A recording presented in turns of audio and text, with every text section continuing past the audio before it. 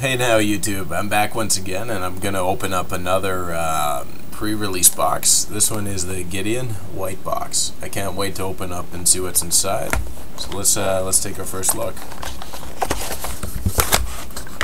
So I'm hoping to get a special edition Gideon Planeswalker, but what do we got? Alright, we got in the seeded booster here, we got a Tragic Arrogance. You know, not what I wanted, but it's an alright card. For each player, well, let's take it out of pack first. Alright, for each player you choose from among permanents, that player controls an artifact, a creature, an enchantment, and a planeswalker. Then each player sacrifices another non-land permanent he or she controls.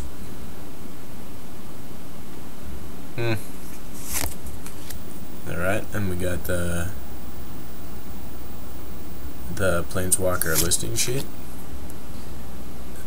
Patron of Valiant for uncommons. Knightly Valor. Stalwart Haven. Mighty Leap. Tobin Freeblade. Knight of the Pilgrim's Road.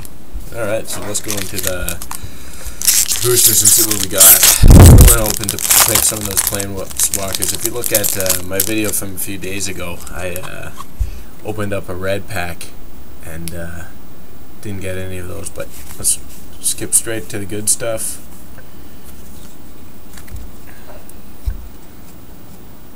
We got a Whirler Rogue, Ruined Servitor, Turn to Frog, and Talent of the Telepath. This is a sorcery. Target opponent reveals the top 7 cards of his or her library. You may cast an instant or sorcery card from among them without paying its mana cost. Then that player puts the rest into his or her graveyard. So that's for 4. And it's got Spell Mastery. If there are 2 or more instant and sorcery cards in your graveyard, you may cast up to 2 revealed instant and sorcery cards instead of 1. Alright. We got a Forest Land and an Elemental token. Number 2.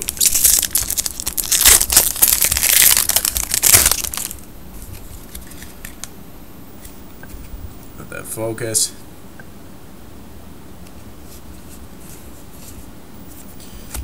Alright. Hydrolash. Throwing Knife.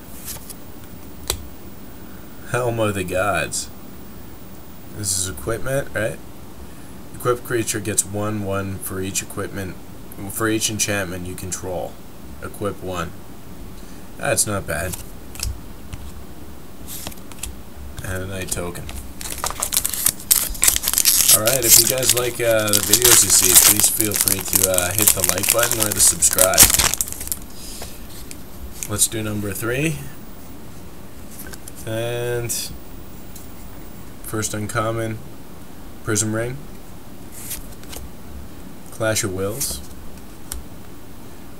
Dwin's Elite, and Gideon's Phalanx.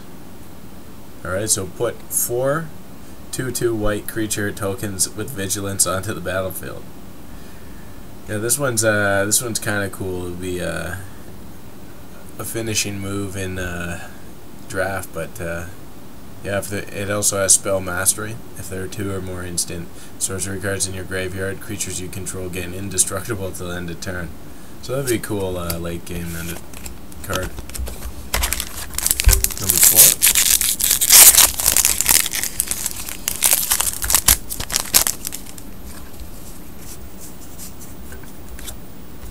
Alright, so we got first uncommon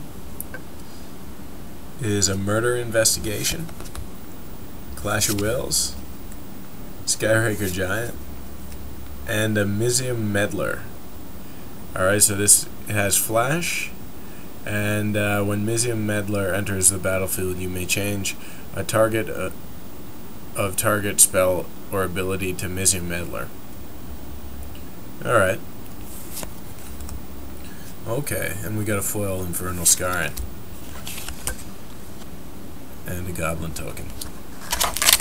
Number 5. Still not seeing any of those planeswalkers. Hopefully this is the one.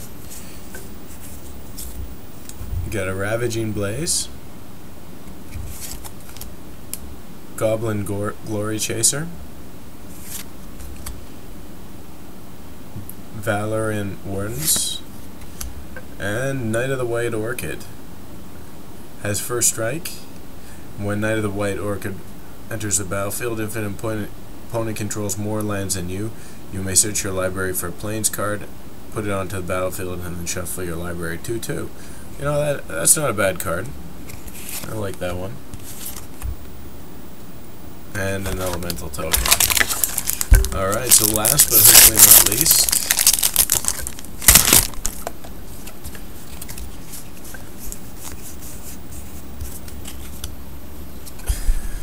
first uncommon,